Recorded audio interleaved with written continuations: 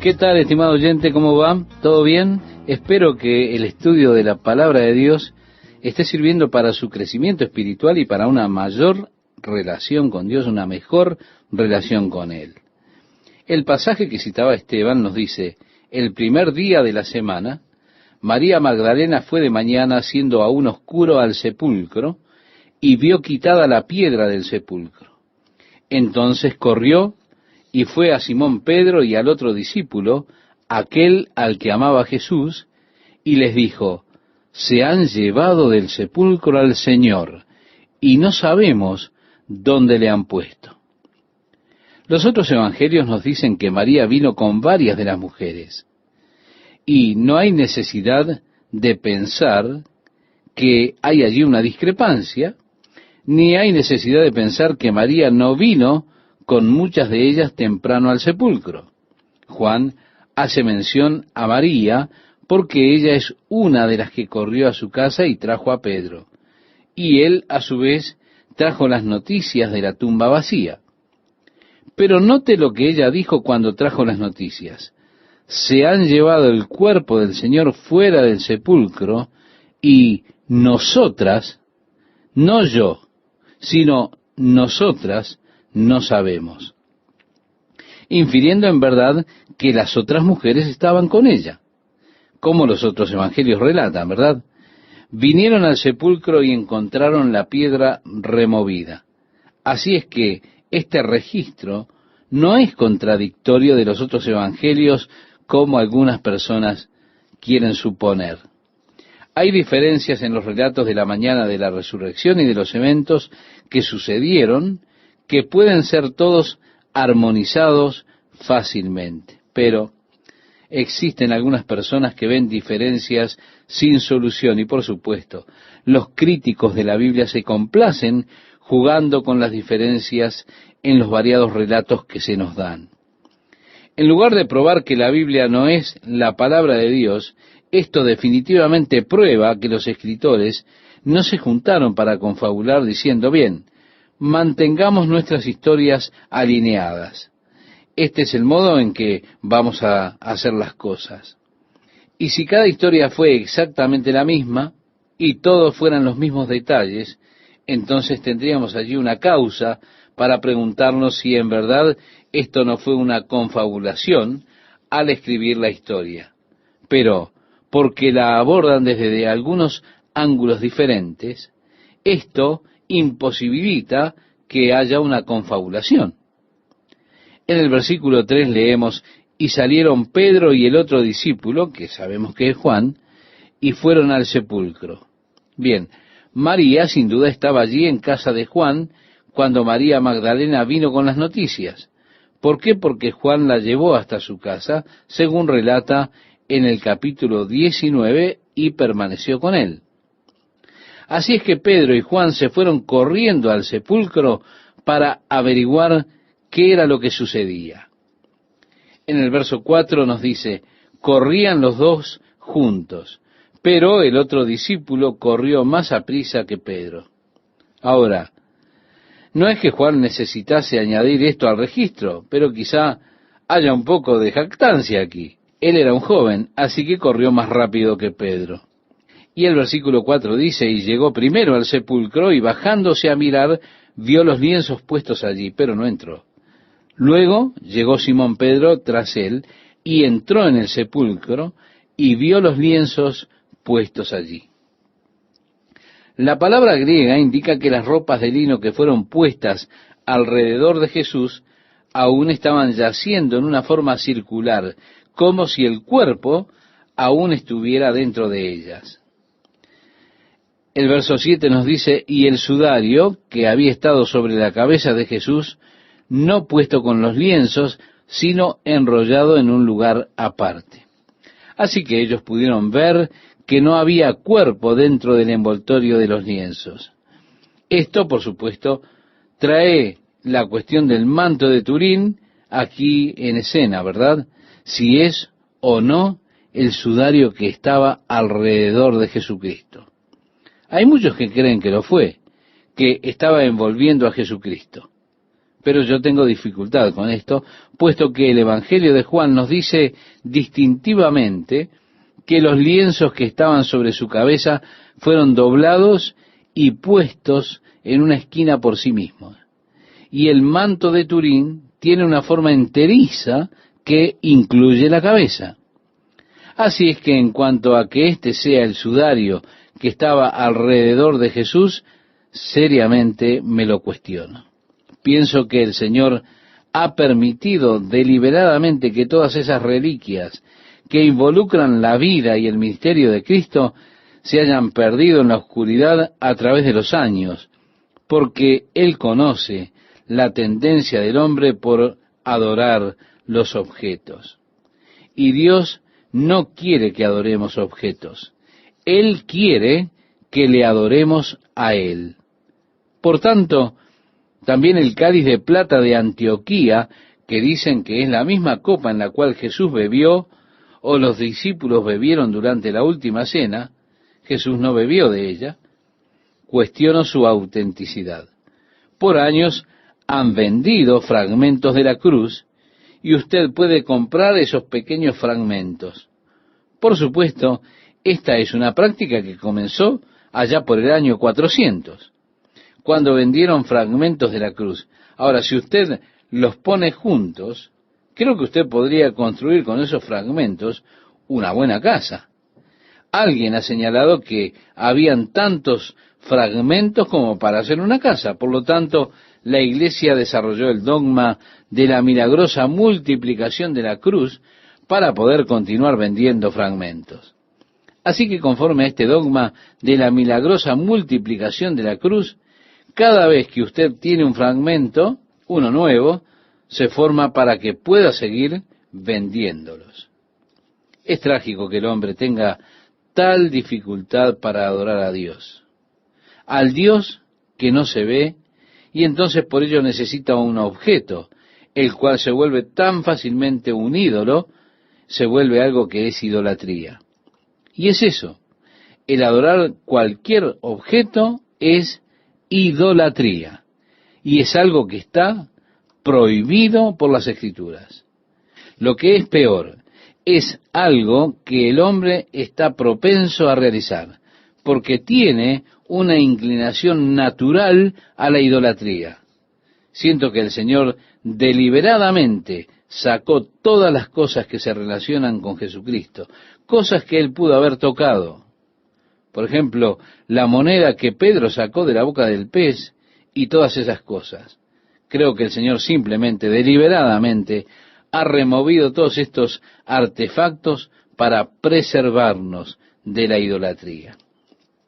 Siempre que una persona comienza a adorar un artificio, hay una doble revelación. Primero, esto revela que ese hombre ha perdido la conciencia del poder y de la presencia de Dios en su vida. En el momento que estoy adorando algún artificio, significa que he perdido esa vital conciencia de la presencia de Dios. Significa que estoy de algún modo anhelando lo que he perdido, de manera que tengo un recordatorio de lo que Dios ha hecho. Cualquier idolatría habla de un estado degradado de la experiencia espiritual. Bueno, por supuesto, el modo en que el manto de Turín es tratado como un artificio del cual se ha colocado gran evidencia y todo lo demás, es un ejemplo clásico de por qué el Señor, según lo entiendo yo, permitió que todas estas cosas se perdiesen deliberadamente o bien fuesen descartadas. En el versículo 8 leemos: entonces entró también el otro discípulo que había venido primero al sepulcro, y vio y creyó.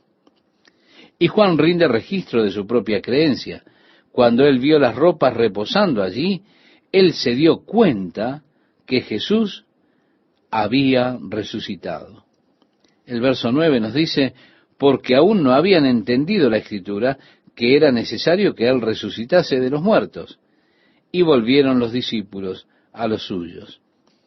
Probablemente volvió para decirle a María lo que ellas habían descubierto. Esto es, María, la madre de Jesús, la cual se estaba quedando en su casa, en la casa de Juan. Para mí es interesante porque ellos aún no conocen la Escritura, dice el pasaje, y con todo Jesús les dijo que Él se levantaría nuevamente al tercer día, pero ellos no lo entendían a cabalidad. En el verso 11 leemos, pero María estaba afuera llorando junto al sepulcro. Ahora, Juan y Pedro habían corrido al sepulcro, fueron, miraron las vestimentas de la tumba reposando allí y volvieron a casa de Juan. María, después de decirles que el sepulcro estaba vacío, hizo su camino de regreso a la sepultura, esta vez a solas.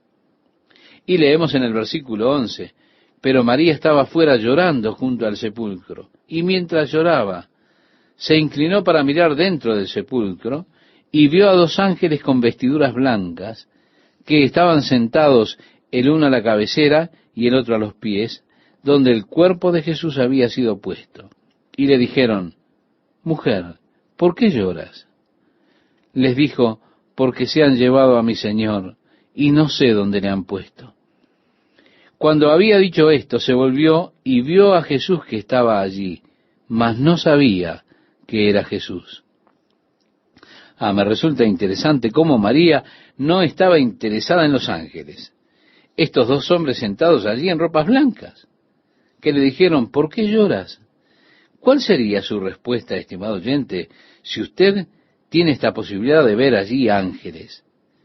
Yo creo que estaríamos muy fascinados, estaríamos intrigados.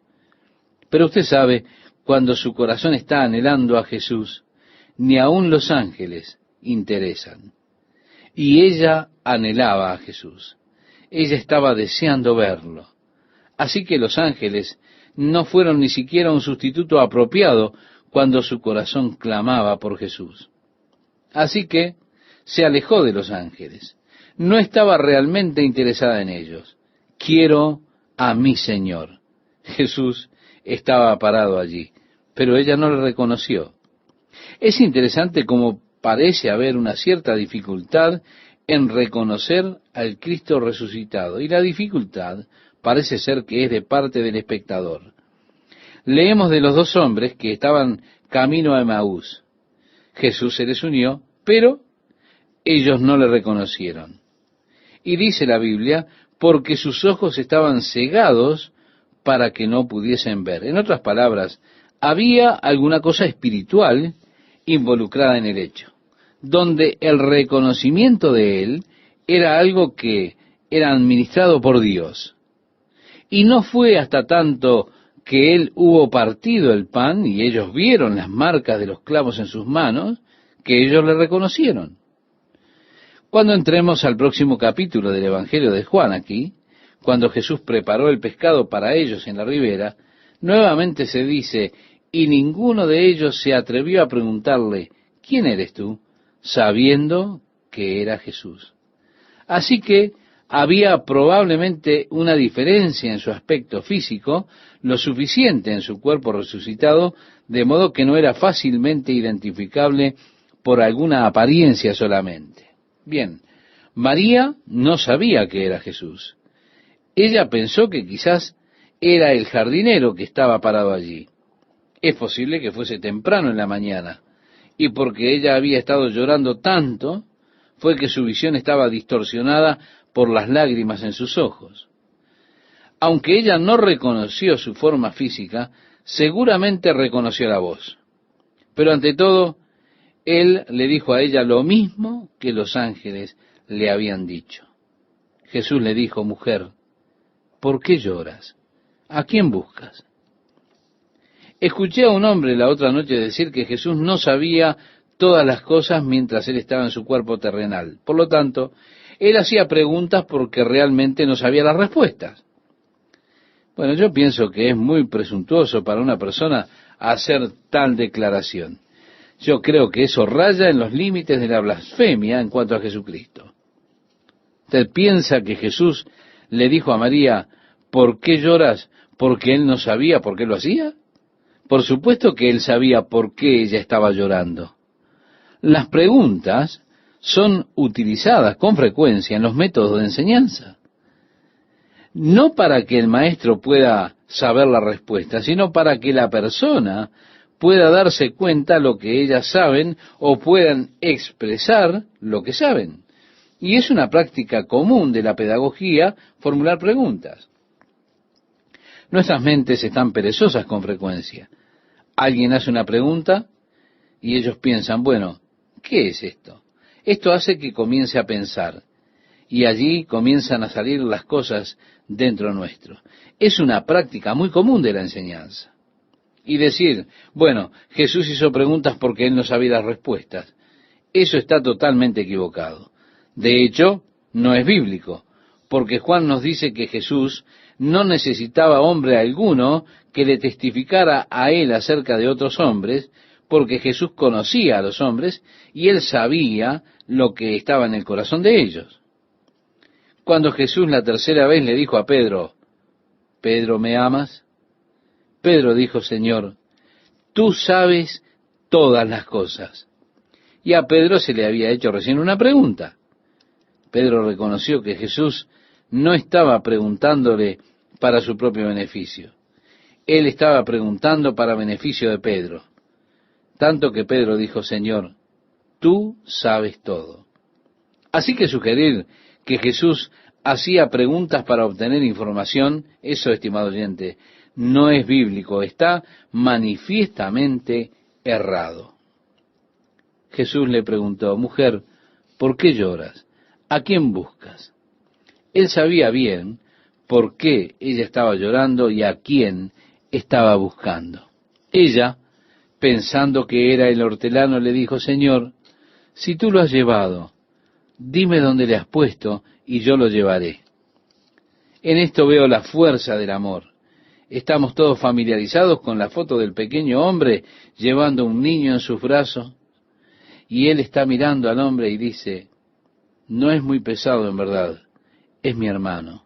El poder del amor, la fuerza del amor.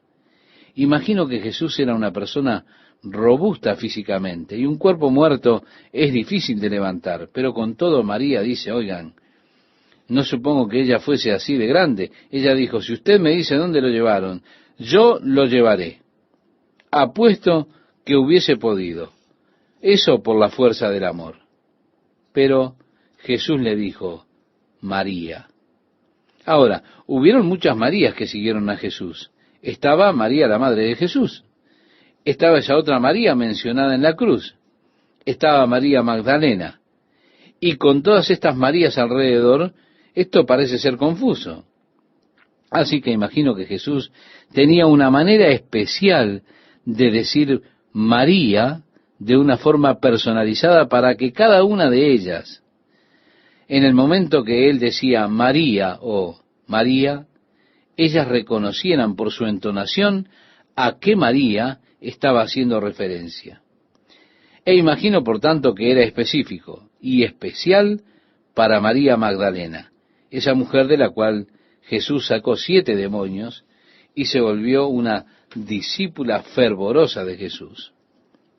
Y él dijo ese nombre de tal modo que ella supo exactamente quién era que le hablaba y exclamó, Raboni, que quiere decir maestro. ¿Qué tal, amigos? ¿Cómo están? Mientras encuentran el pasaje que citaba Esteban, aprovecho estos momentos para saludarles y agradecerle a Dios por tenerles dentro de nuestra audiencia en esta nueva emisión de la Palabra de Dios para hoy. Sí, Él le dijo a ella lo mismo que habían dicho los ángeles. En el pasaje que vamos a leer nos dice, Jesús le dijo, mujer, ¿por qué lloras? ¿A quién buscas? Ella, pensando que era el hortelano, le dijo, Señor, si tú lo has llevado, dime dónde lo has puesto, y yo lo llevaré. Jesús le dijo, María. En esto yo veo la fuerza que tiene el amor. Él dijo María en un tono por el cual ella supo exactamente quién era y clamó, Raboni, que quiere decir maestro. Jesús le dijo, no me toques. Aquí los críticos de la Biblia encuentran un problema. ¿Por qué? Porque en los otros evangelios se nos dice que la mujer lo sujetó a él por los pies y le adoró. Más adelante en este capítulo, él le dirá a Tomás, toma tu dedo y ponlo en mi mano, comprueba si no soy yo. Ponlo en las marcas. Tú dices que no creerás hasta que veas las marcas y la cicatriz en mi costado. Anda, hazlo, Tomás. Así que el hecho de que un evangelio diga que la mujer lo tomó por los pies y le adoró, y en el evangelio de Juan, Jesús le dice a María, no me toques, los críticos dicen que naturalmente la Biblia no es la palabra de Dios, sino que son solo escritos confusos de los hombres. Si usted observa más cuidadosamente a lo que Jesús dijo en el lenguaje griego, él le dijo a María, María, no me tomes. Yo imagino que cuando Jesús dijo María y ella exclamó Maestro, pienso que ella lo tomó a él por el cuello en un gesto como para decir, bueno, tú te fuiste una vez, pero no te dejaré ir más. Por eso le dice María, no me tomes. Seguimos la lectura en el versículo 17 y dice allí, porque aún no he subido a mi Padre, mas ve a mis hermanos y diles, subo a mi Padre y a vuestro Padre, a mi Dios y a vuestro Dios. Fue entonces María Magdalena para dar a los discípulos las nuevas de que había visto al Señor y que Él le había dicho estas cosas. A pesar de que María llegó y les dijo a los discípulos que había visto al Señor, ella dijo, Él me habló, me dijo que viniera y les dijera que aún no ha ascendido al Padre. Yo imagino que ellos lo debieron haber tomado como la histeria de una mujer emocionada. En ese momento, Tomás no era el único incrédulo.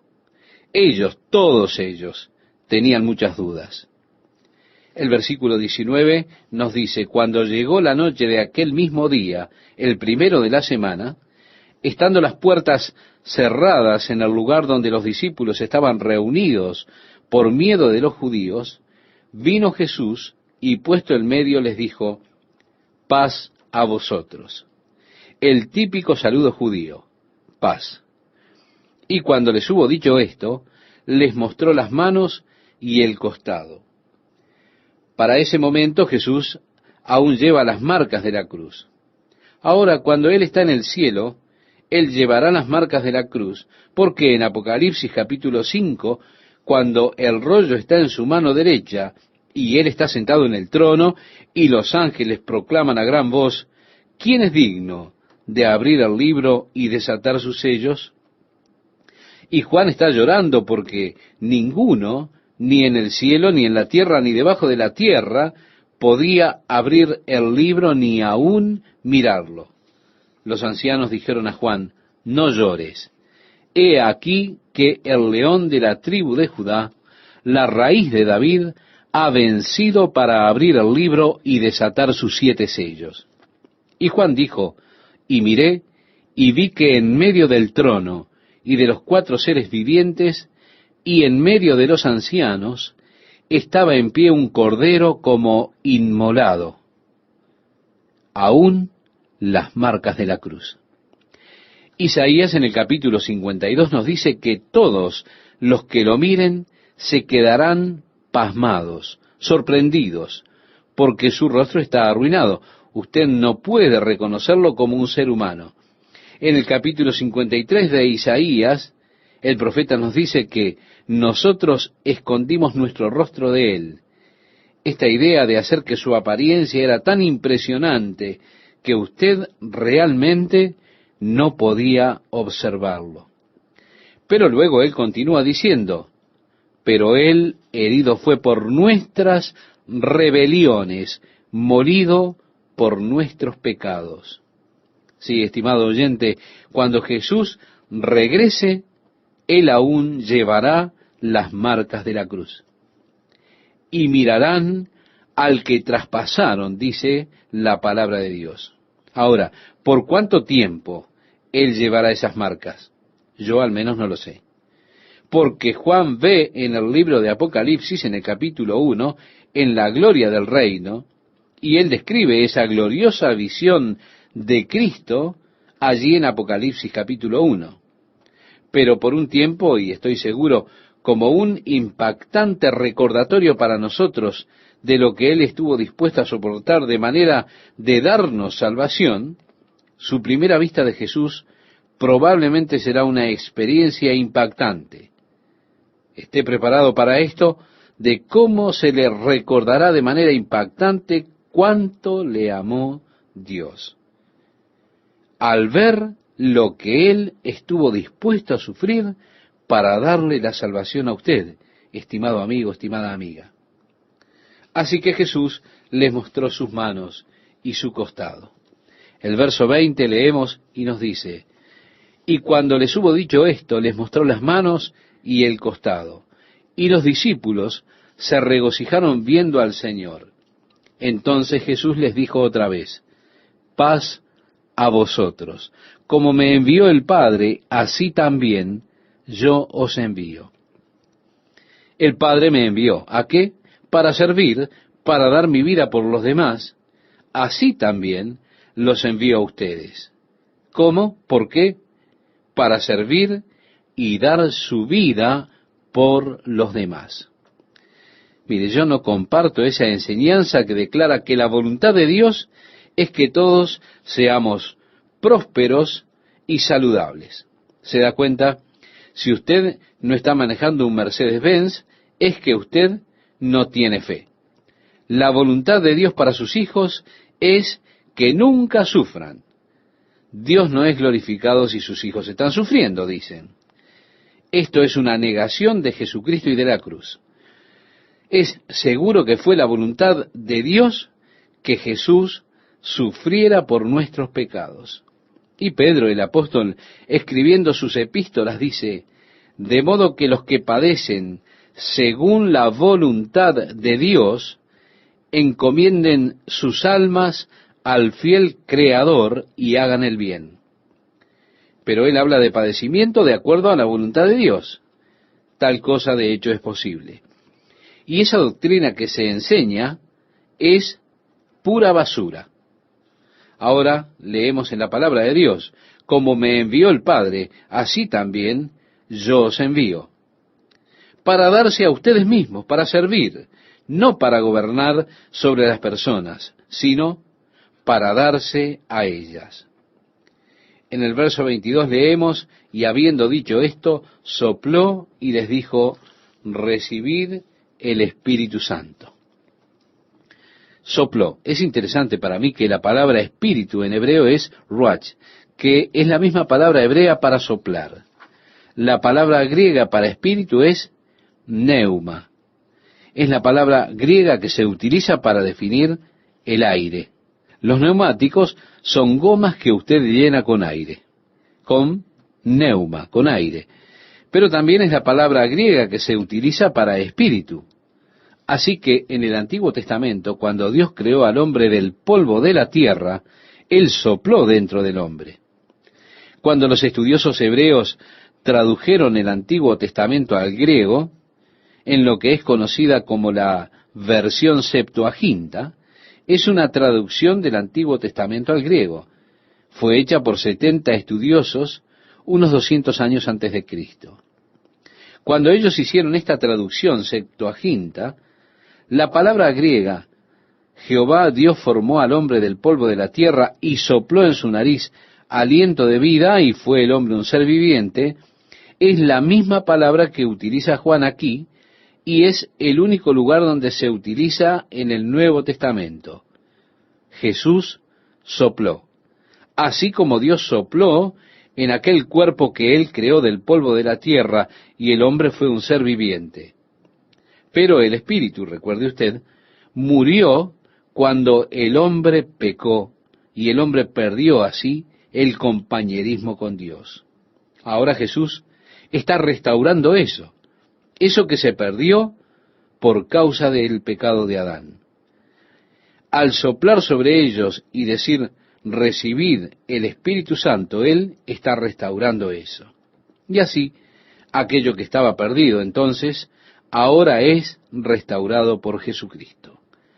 La vida de Dios en el hombre, ese Dios que sopló en el hombre en el comienzo, ahora restaurado. Jesús había dicho a sus discípulos solo 4 noches antes: y yo rogaré al Padre, y os dará otro consolador para que esté con vosotros para siempre, el Espíritu de verdad, el cual el mundo no puede recibir porque no le ve ni le conoce, pero vosotros le conocéis, porque mora con vosotros y estará en vosotros.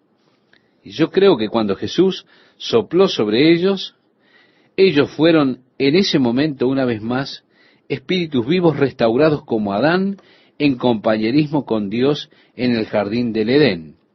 Y creo que ese fue el punto en que el Espíritu Santo entró en sus vidas. Jesús les dirá a ellos: esperen en Jerusalén, porque en unos días el Espíritu Santo habrá de venir sobre ustedes. Recibiréis poder de lo alto. Ahora esperen hasta que sean investidos de poder para el servicio. Pero yo creo que en ese momento, cuando Él sopló sobre ellos y dijo: recibid el Espíritu, allí fue la experiencia de nuevo nacimiento de ellos. Allí fue donde la vida de Dios se colocó nuevamente en el hombre, el Espíritu de Dios. Y el hombre llegó por el Espíritu a esa unión y compañerismo con Dios. Luego Jesús dijo: a quienes remitiereis los pecados, les son remitidos, y a quienes se los retuviereis, les son retenidos. Ahora nos preguntamos, ¿significa esto que Jesús les dio a sus discípulos el poder para perdonar pecados? ¿Recuerda cuando ellos le trajeron a Jesús un hombre que estaba postrado como resultado de una parálisis? Ellos rompieron el techo y bajaron a este hombre en medio de la habitación delante de Jesús. Jesús les dijo: tus pecados te son perdonados. Y los fariseos que estaban allí dijeron: blasfemia. ¿Quién puede perdonar pecados sino Dios? Ellos estaban en lo correcto en esa declaración. Solo Dios puede perdonar pecados. Jesús solo estaba probándoles que Él era Dios. Ellos no reconocieron eso. Pero la suposición de ellos era correcta. Solo Dios puede perdonar pecados. En el Salmo 51, ese salmo penitente de David, luego de ser confrontado por Natán el profeta debido a su pecado con Betsabé, él dijo: ten piedad de mí, oh Dios, conforme a tu misericordia, conforme a la multitud de tus piedades, borra mis rebeliones.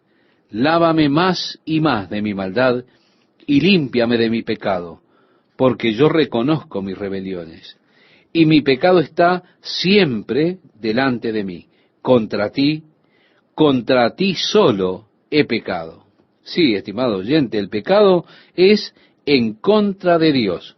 De esa manera, es Dios el único que puede perdonar los pecados. Ahora, ¿qué quiso decir Jesús cuando le dijo a sus discípulos: a quienes remitiereis los pecados, les son remitidos, y a quienes se los retuviereis, les son retenidos? Bueno, yo creo que una de las experiencias más placenteras que un hijo de Dios tiene ocurre al guiar a una persona en la oración del pecador. Para mí esto siempre es una alegría, que una persona venga y diga: quiero recibir a Jesús como mi Salvador. Entonces yo le digo: muy bien, sígame en esta oración. Y cuando oramos, Dios perdona nuestros pecados. Y cuando oramos para que el Espíritu Santo venga y comience a morar en nuestras vidas, y que ahora tenemos esta nueva relación con Dios, al invitarlo a llegar y tomar el control en el nombre de Jesús, cuando ellos dicen su amén, es siempre un gran gozo para mí ser capaz de mirarlo directamente a los ojos y decirle a esa persona: Dios no tiene nada en su contra. Usted está completamente perdonado. Cualquier pecado que usted haya cometido. ¿Cómo me gusta decir eso? ¿Qué emoción me da por ser capaz de decirle eso a una persona? Ahora, ¿con qué base digo yo esto? Porque aquí estoy, tengo el poder de decir: hey, está bien, está todo pagado. Yo hago esa afirmación con la base de su confesión de fe, de que Jesucristo es el Señor y la persona lo ha invitado a entrar en su vida para ser el Señor de su vida. Y sobre la base de lo que ellos han confesado con sus bocas, sabiendo que cualquier cosa que pidamos al Padre, Él lo hará, debido a que la persona le ha pedido al Señor en el nombre de Jesús que le perdone, que le limpie todos sus pecados, en base a eso es que yo puedo decir, de acuerdo con la palabra de Dios, tus pecados son perdonados.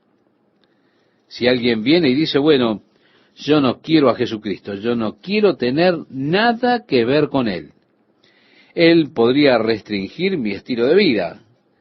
Bueno, yo no puedo decirle a esta persona, muy bien, tus pecados son perdonados de todas maneras, yo voy a perdonarte.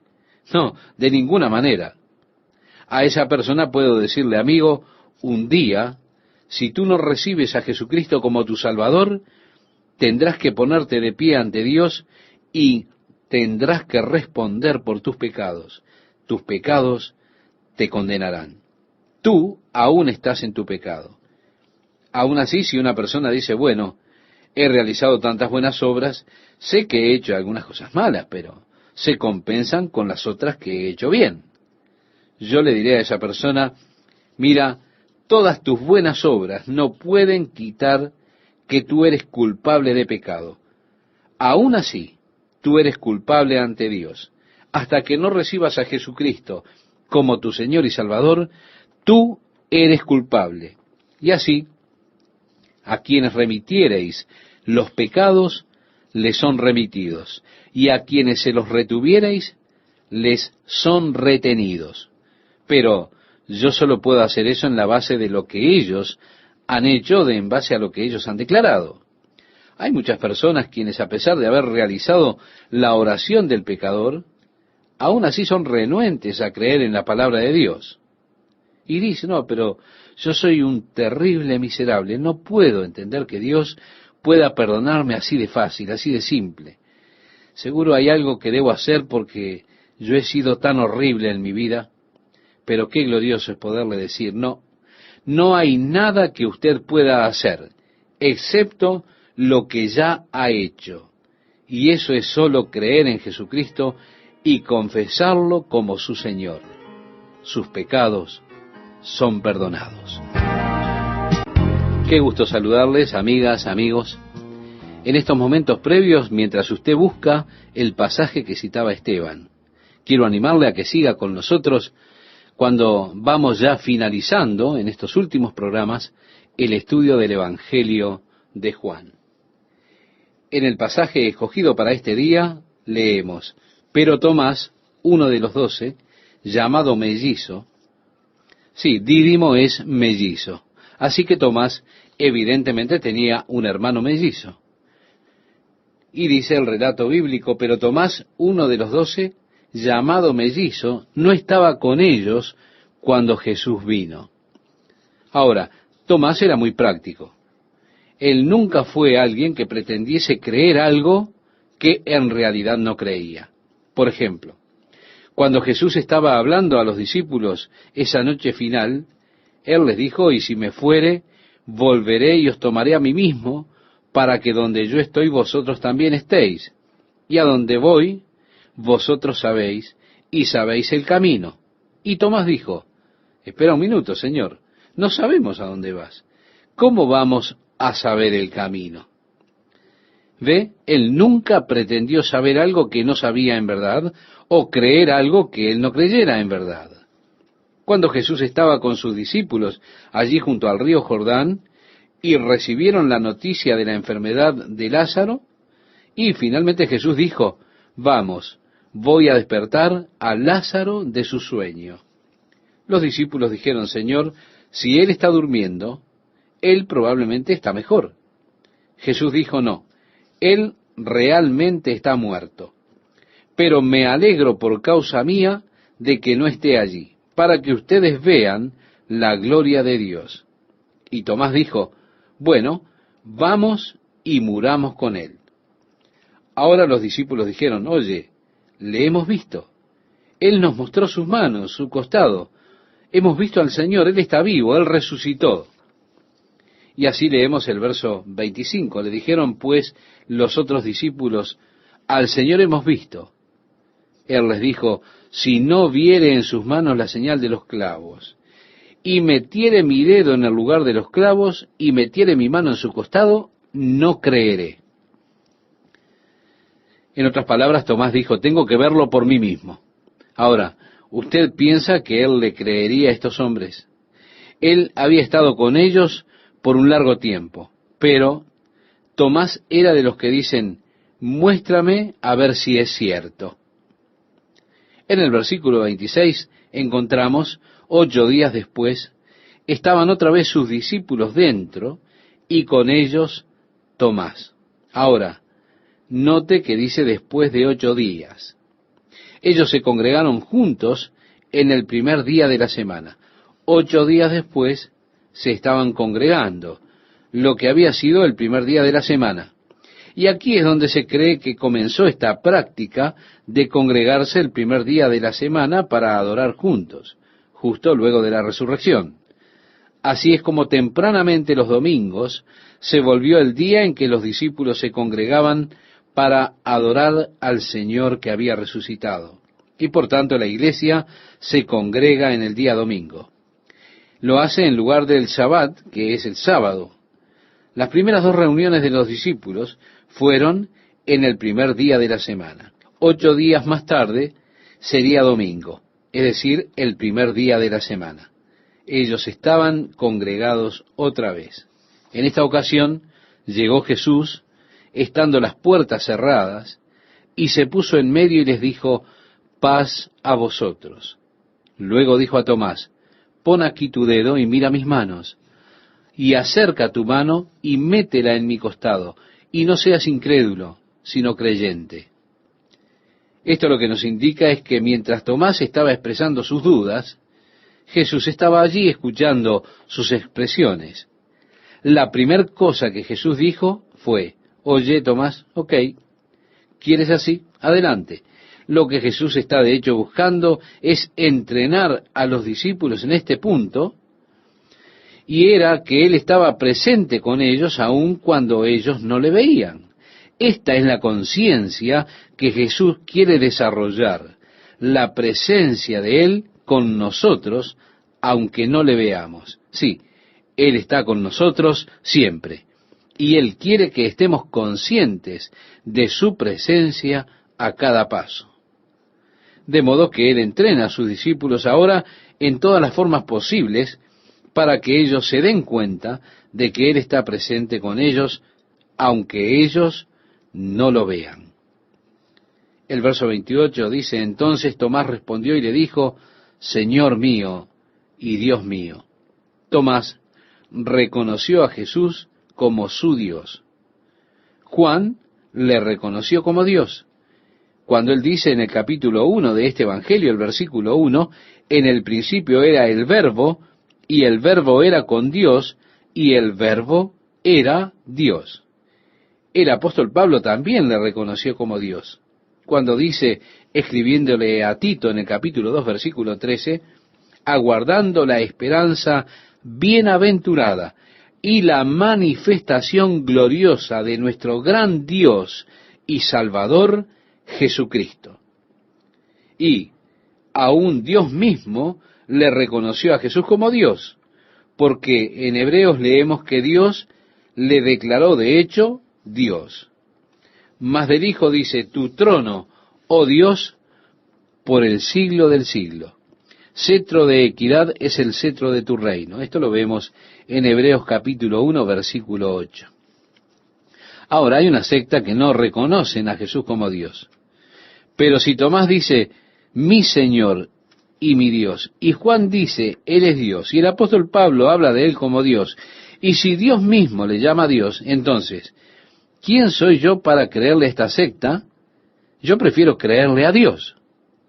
El versículo 29 nos dice, Jesús le dijo, porque me has visto, Tomás, creíste. Bienaventurados los que no vieron y creyeron.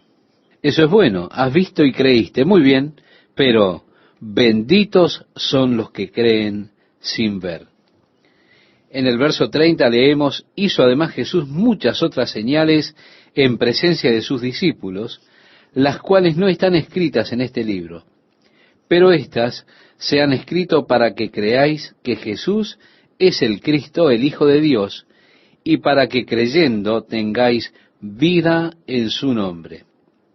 Así que Juan estaba escribiendo su evangelio con un propósito definido en la mente, esto es, hacer creyentes.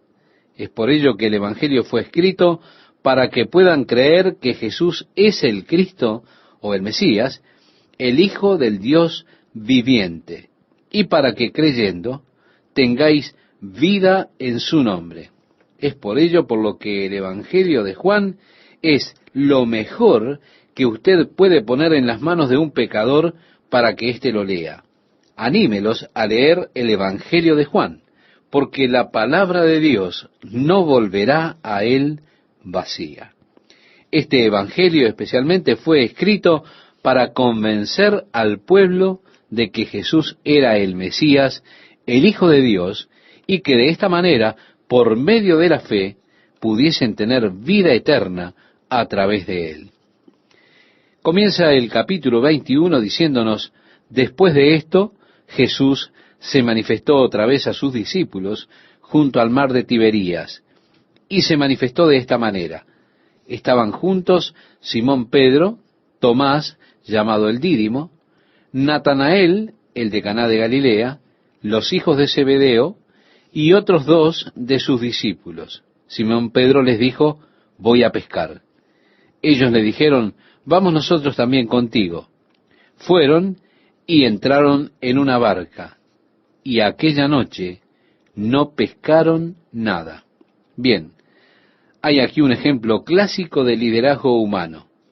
Simón Pedro era evidentemente un líder natural. Él dijo, me voy a pescar. Y todos dijeron, bueno, vamos contigo. En un sentido, Simón está volviendo a su vieja vida.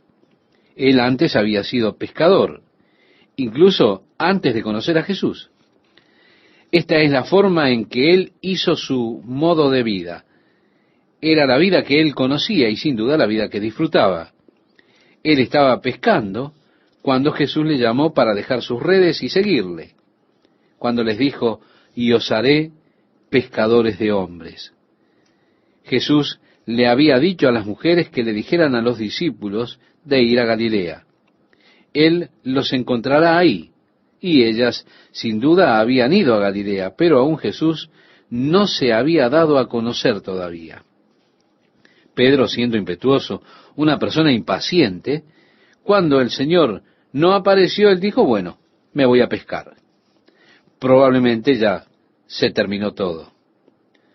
Fue un buen momento que pasamos, en fin, una experiencia maravillosa, una vida excitante, pero no podemos vivir siempre de los recuerdos. Tenemos que seguir viviendo. Así que me voy a pescar. Los otros dijeron, bueno, vamos contigo. Así es que entraron en la barca, echaron las redes toda la noche, pero no pescaron nada. Nos relata el Evangelio de Juan en el capítulo 21, verso 4. Cuando ya iba amaneciendo, se presentó Jesús en la playa. Mas los discípulos no sabían que era Jesús. Y les dijo, hijitos, ¿tenéis algo de comer? Le respondieron, no. Pregunta típica de hacerle a un pescador. Y les dijo, hijitos, ¿tenéis algo de comer? Como decíamos, le respondieron, no. Él les dijo, echad la red a la derecha de la barca y hallaréis. Note cuán seguro dice Jesús esto. Entonces la echaron y ya no la podían sacar por la gran cantidad de peces. Entonces aquel discípulo a quien Jesús amaba dijo a Pedro, es el Señor. Simón Pedro, cuando oyó que era el Señor, se ciñó la ropa, porque se había despojado de ella, y se echó al mar. Y había cerca de 100 metros. Y los otros discípulos vinieron con la barca arrastrando la red de peces, pues no distaban de tierra sino como 200 codos. Él había pescado toda la noche, pero no pescó nada. no iban a dejar ir esta presa, arrastrando la red con pescados. Al descender a tierra vieron brasas puestas y un pez encima de ellas y pan. Jesús les dijo: traed de los peces que acabáis de pescar. Subió Simón Pedro y sacó la red a tierra, llena de grandes peces, 153. Y aun siendo tantos, la red no se rompió. Ahora, ¿usted recuerda la última vez que Jesús les dijo que echasen las redes del otro lado? Cuando intentaron traerlos, habían muchos peces. Y dice que las redes comenzaron a romperse. Pero, aunque ahora había toda esta cantidad de peces en ella, con todo, no se rompió. Nos preguntamos por qué el número 153. Es interesante cómo es que la mística siempre busca algún significado en los números. Y Agustín solucionó una fórmula para el número 153. Su fórmula es interesante, en la que él puso juntos 10, que es el número de algo, y 7 es el número de algo, así que usted tiene 17, y si usted toma todos los números desde 1 hasta 17 y los suma, usted obtiene la cantidad de 153. Pero, ¿por qué simplemente 153? Personalmente, no lo sé. Yo no pongo mucho énfasis en estos malabares de números, diciendo, ahora bien, el verdadero misterio de esto está aquí. No, yo dejo esto para otros. Soy demasiado práctico. Lo que digo es, oigan, 153, es interesante, ¿no? Me pregunto por qué los cuentan. Alguien ha sugerido que ese es el número simbólico de la iglesia. Sabemos que hay números simbólicos, que el 7 es el número de lo completo, 7 días en una semana, 7 notas musicales, y 7 es llamado el número de la perfección, el número de lo completo. Mientras tanto, el 8 es el número del nuevo comienzo. La siguiente nota será la octava nota, usted comienza así una nueva escala. O, cuando llega a los 7 días, tiene una semana completa. El octavo día es el comienzo de otra semana, una nueva semana. Así que usted viene a una nueva semana, de manera que el número 8 es el número del nuevo comienzo. Bien, significativamente Jesús es un nuevo comienzo para los hombres. Cada nombre de Jesús en el lenguaje griego, cuando se suman el total de los valores numéricos de las letras, es divisible entre 8. El Cristo, el Curios, Jesús y demás. Cuando usted totaliza el valor numérico de las letras, siempre son divisibles entre 8. También sabemos que 13 es el número simbólico para Satanás. Y todos los nombres de Satanás que encontramos en el Nuevo Testamento, cuando usted suma el valor numérico de esos nombres, siempre son divisibles entre 13. Hay quienes han escrito algunos libros interesantes sobre el tema. Uno de ellos es El estudio de los números bíblicos de Panon. Y más recientemente Jerry Lucas ha escrito uno llamado Teomáticas. Pero nuevamente quiero decirle que dejo eso a otros para que se involucren con esos números y cosas por el estilo. Por ejemplo, el 40 es el número de juicio, 12 es el número de gobierno humano, 12 apóstoles, 12 tribus, aunque en realidad hubieron 13, pero siempre se hace referencia a las 12 tribus. El número del gobierno humano. 6, por ejemplo, es el número del hombre, es el número de imperfección. Y por tanto, los números tienen un significado simbólico. Y 1, 50, 3, dicen, es el número simbólico de la iglesia. Y yo lo encuentro esto bastante interesante. Es que la red estaba llena, pero no se rompió. Y 1, 53, dicen, es el número simbólico de la iglesia. Lo que yo encuentro interesante es que la red estaba llena, pero no se rompió. Jesús dijo, todos los que el Padre me ha dado son míos. Nadie puede arrebatarlos de mi mano. Ahora, en una primera instancia, con esa cosa de romperse las redes, usted quizá tiene allí una figura del evangelismo, donde usted está juntando a todas las especies, pero usted no puede retenerlas a todas. Ahora, una vez que están dentro, verdaderamente, ningún hombre las arrebata. Y aun siendo tantos, dice, la red no se rompió.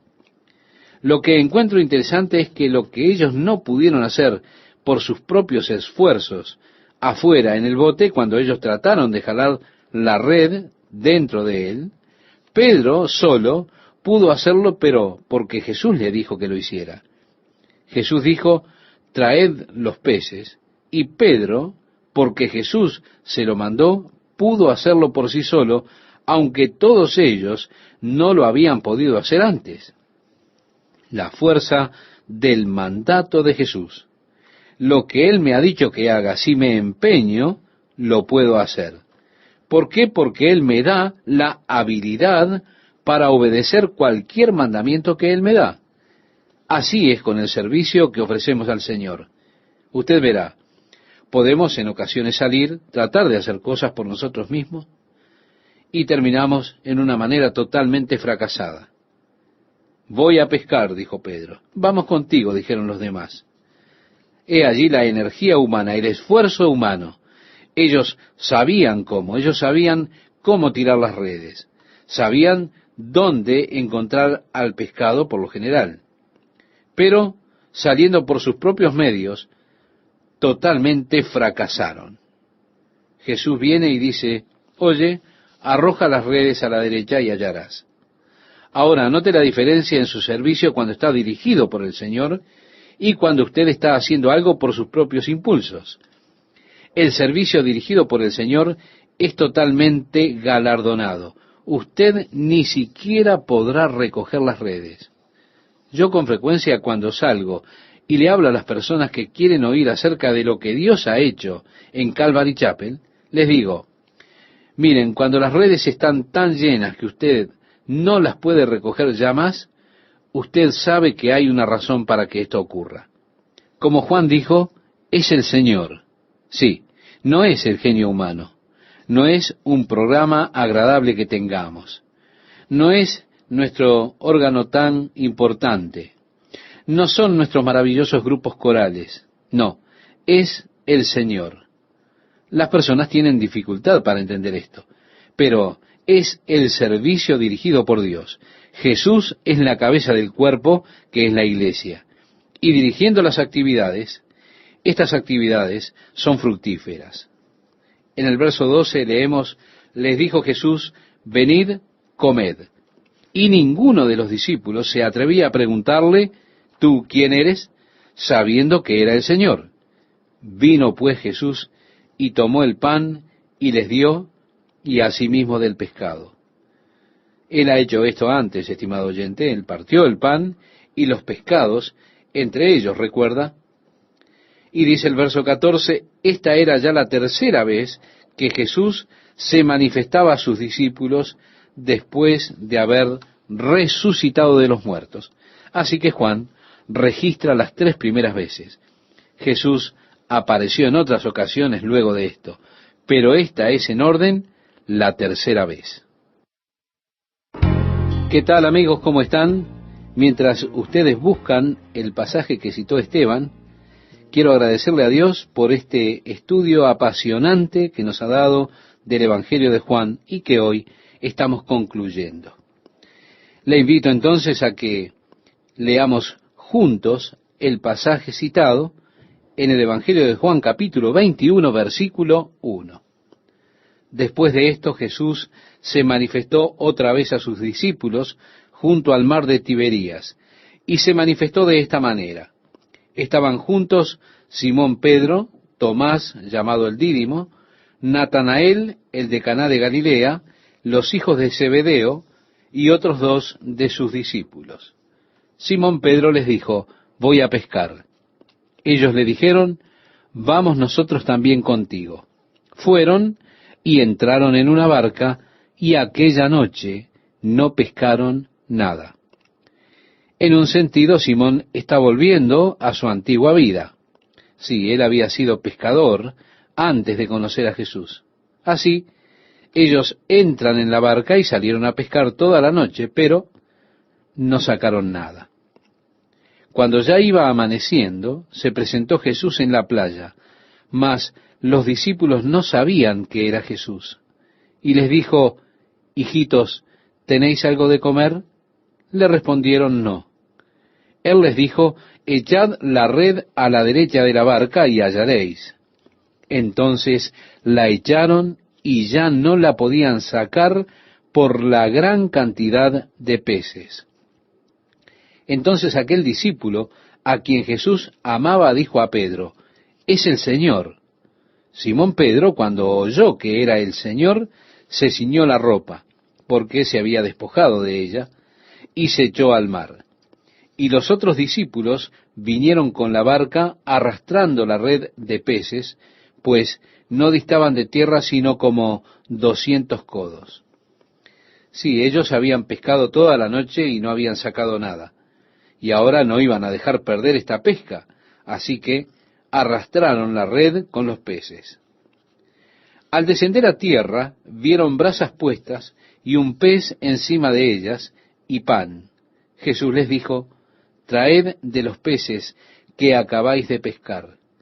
Subió Simón Pedro y sacó la red a tierra, llena de grandes peces, 153. Y aun siendo tantos, la red no se rompió. Jesús dijo: todo lo que el Padre me ha dado, nadie lo puede arrebatar de mi mano.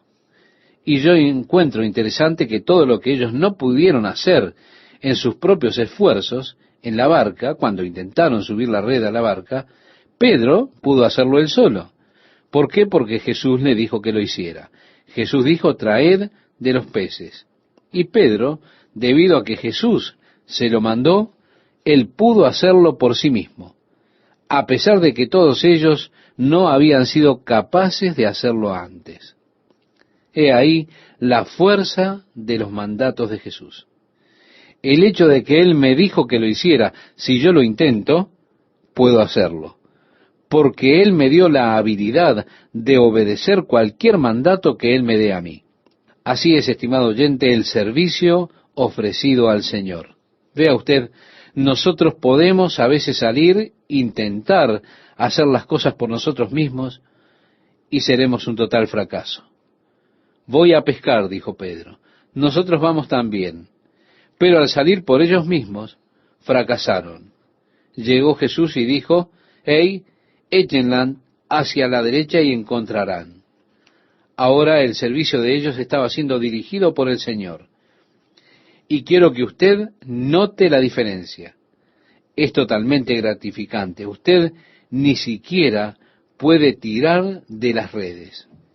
Pero cuando es el servicio dirigido por Dios, Jesús es la cabeza del cuerpo, que es la iglesia, y dirigiendo Él las actividades, ellas son realmente fructíferas. En el versículo 12 leemos que les dijo Jesús: venid, comed.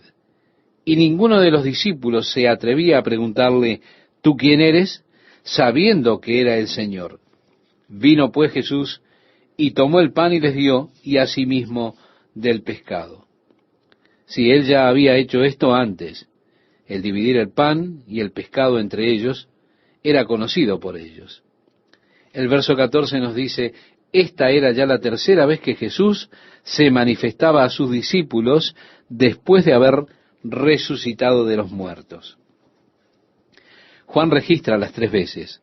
Jesús había aparecido en otras ocasiones antes de esto, pero esta era la tercera vez.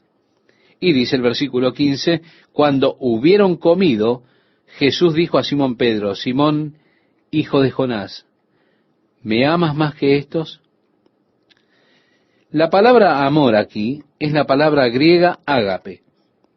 Es una palabra que significa el amor profundo de Dios. Es un amor supremo, es un amor de entrega. Él preguntó: ¿me amas más que estos? Ágape significa divinamente, fervientemente. ¿Me amas más que estos? Ahora, ¿a qué se refería con estos? Tal vez a los 153 pescados que aún estaban en las redes. ¿Me amas más que a tu trabajo? Podríamos decir en otra manera. estando en la cumbre del éxito en tu tarea. ¿Me amas más que esto, Pedro? ¿Cuánto me amas? O tal vez con esto podría estar refiriéndose a los otros discípulos, a quienes Pedro confesó que él amaba al Señor más que ellos, de un modo más que generoso. Porque Jesús había dicho a sus discípulos: todos os escandalizaréis de mí esta noche. Y Pedro dijo: Señor, aunque todos se escandalicen, yo no. En esencia estaba diciendo: Señor, yo soy más fiel y te amo más que los otros. Jesús le dijo: Pedro, antes de que el gallo cante, me negarás 3 veces. Imposible, Señor. Aunque me maten, yo nunca te negaré. Pero Pedro lo hizo. Jesús podría estar recordando quizá esa falla cuando le dijo: Pedro, ¿me amas más que estos?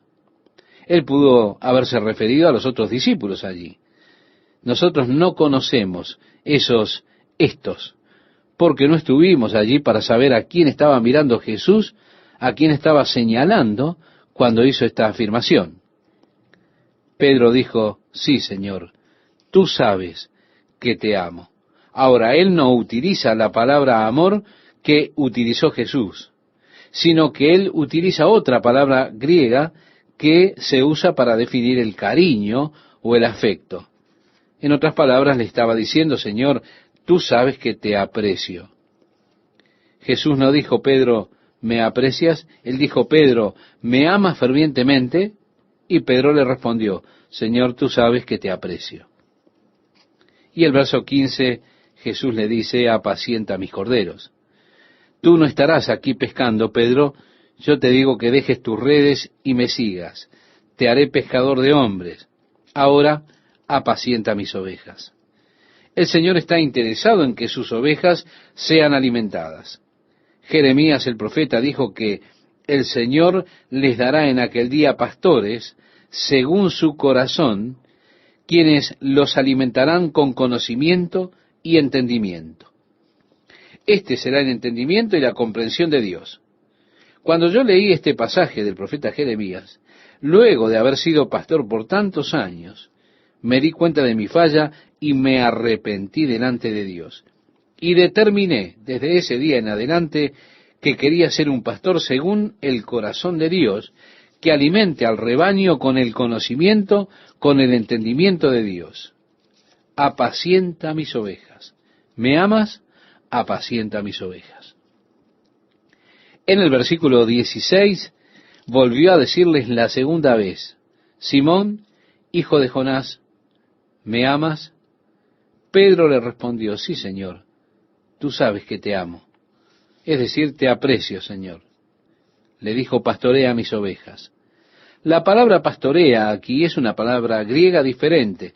Literalmente significa servir a mis ovejas o proteger mis ovejas, ser un pastor sobre mis ovejas, preocuparse por ellas.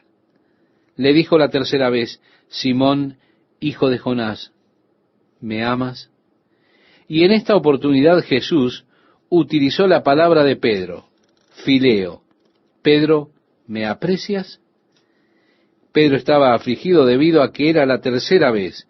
Jesús utilizó esta palabra y dijo: ¿tienes aprecio por mí? Hirió a Pedro profundamente que Jesús tuviera que rebajarse al nivel de Pedro.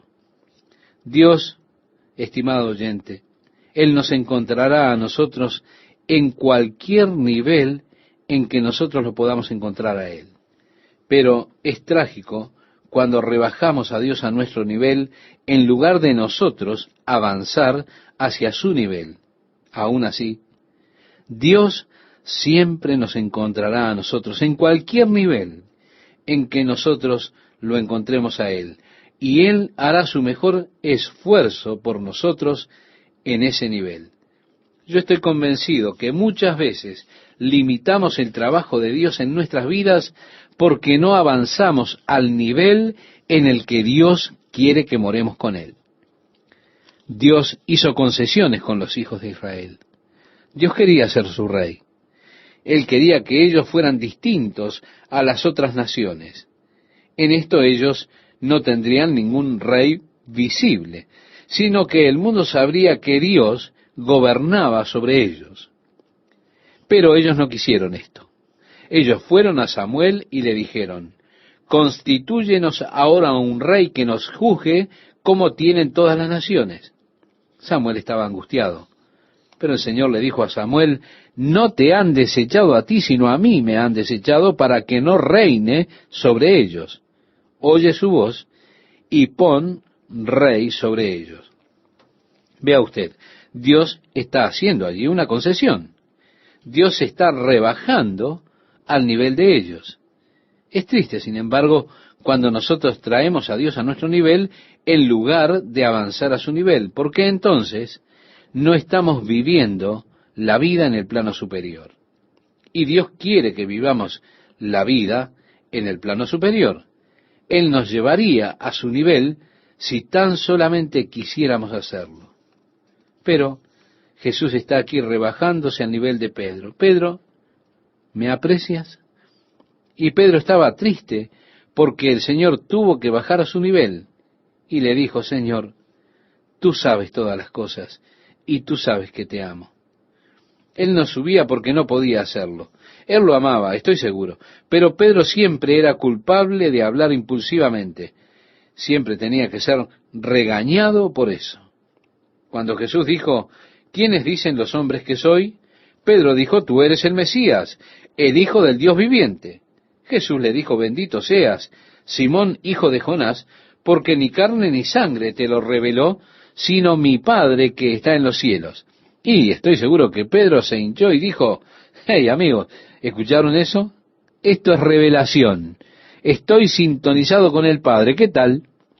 Y Jesús en ese momento comenzó a decirle a sus discípulos cómo era que él iba a ir a Jerusalén y sería puesto en mano de pecadores y que lo crucificarían y le asesinarían. Y en el tercer día, como sabemos, él resucitaría. ¿Qué hizo Pedro? Pedro dijo, oh Señor, que eso nunca te acontezca. Jesús dijo, quítate de delante de mí, Satanás, me eres tropiezo, porque no pones la mira en las cosas de Dios, sino en las de los hombres. Pedro estaba hablando impulsivamente.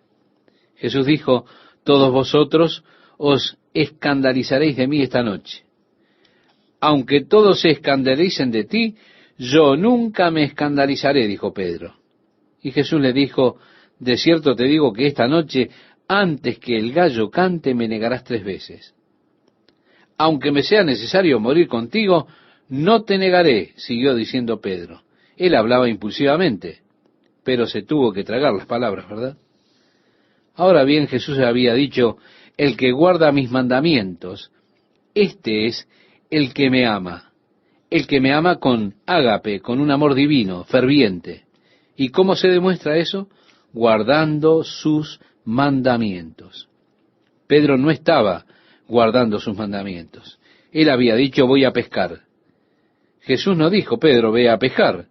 Él dijo, espérenme en Galilea, los encontraré allí. Él dijo, dejen sus redes y síganme. Pero Pedro estaba desobedeciendo el mandato de Cristo y estaba regresando a las redes.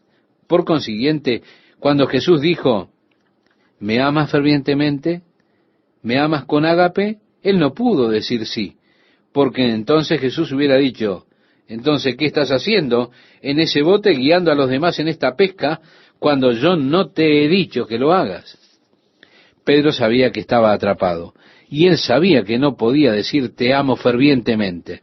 Así, él tuvo que usar esta palabra griega más pequeña, te aprecio, y trágicamente tuvo que rebajar a Jesús a ese nivel. Esto fue realmente doloroso para Pedro. Jesús le dijo, apacienta mis ovejas. Esta es la palabra alimentar nuevamente. Así que usted tiene que alimentar mis ovejas, cuidar de ellas. ¿Me amas? Esto es lo que el Señor quiere que usted haga. Este es su mandato, alimentar las ovejas del Señor. En el verso 18 leemos, de cierto te digo, cuando eras más joven te ceñías e ibas a donde querías. Mas, cuando ya seas viejo, extenderás tus manos, y te ceñirá otro y te llevará a donde no quieras. Esto dijo, dando a entender con qué muerte había de glorificar a Dios. Él le estaba diciendo a Pedro que él sería crucificado. Cuando eras más joven, te ceñías, ibas donde querías, mas cuando ya seas viejo, extenderás tus manos, y te ceñirá otro y te llevará a donde no quieras. En otras palabras, ellos, Pedro, te llevarán a una cruz. De seguro en los años por venir, cuando Pedro estaba en Roma, él estuvo sentenciado a morir en una cruz. Pero, según la tradición, Pedro dijo, tan solo tengo una petición. Por favor, crucifícanme cabeza abajo. No soy digno de morir como mi Señor. Y él fue crucificado con la cabeza para abajo. Pero es interesante para mí que Jesús le dice cómo habría de morir. Y dicho esto, añadió, sígueme, leemos en el versículo 19. Tú puedes volver a pescar, pero sígueme.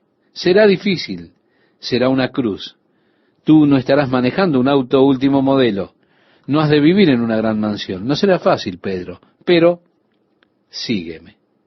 En el verso 20 leemos, volviéndose Pedro, vio que le seguía el discípulo a quien amaba Jesús, el mismo que en la cena se había recostado al lado de él y le había dicho, Señor, ¿quién es el que te ha de entregar? Cuando Pedro le vio, dijo a Jesús, Señor, ¿y qué de éste? Pedro, de vuelta en la antigua posición, dice, ¿qué acerca de él, Señor? ¿Qué hará este hombre? Jesús en esencia dice, Pedro, esto no es asunto tuyo. Yo estoy hablando contigo acerca de ti. Preocúpate de ti mismo, no te preocupes por él. Cuida de ti mismo, de tu relación conmigo. Jesús le dijo, si quiero que él quede hasta que yo venga, ¿qué a ti? Sígueme tú. El Señor siempre quiere tratar con cada uno de nosotros personalmente. Él quiere tener una relación personal con nosotros. El Señor hablará conmigo y me dirá acerca de mí. El Señor hablará con usted, estimado oyente, y le hablará acerca de usted. Mire, yo siempre dudo un poco de las personas que vienen y me dicen, el Señor me dijo que le dijera a usted. Me pregunto, ¿cuándo es que Dios olvidó mi número de teléfono? ¿Qué acerca de él, Señor? No, Pedro, yo estoy hablando acerca de ti. No importa lo que yo pretendo con Juan. Tú sígueme. Pero debido a que Jesús dijo, si quiero que él quede hasta que yo venga, muchos han tomado esta declaración y la han malinterpretado. Y ellos dijeron que Jesús dijo que él regresaría antes de que Juan muriera. Pero Juan es cuidadoso en corregir ese malentendido y señala que no es lo que Jesús dijo. Jesús solo dijo, si quiero que él quede hasta que yo venga. Y así, Juan busca corregir este error común que se había ya extendido entre la iglesia primitiva. Oh, el Señor vendrá antes de que Juan muera, decían. Juan dice, no, eso no fue lo que dijo el Señor. Él dijo, si quiero que él quede hasta que yo venga. Como leemos en el versículo 23, este dicho se extendió entonces entre los hermanos que aquel discípulo no moriría. Pero Jesús no le dijo que no moriría, sino, si quiero que él quede hasta que yo venga, ¿qué a ti? Juan nos dice que él sabe que las cosas que él está escribiendo son ciertas, porque él fue testigo de ellas.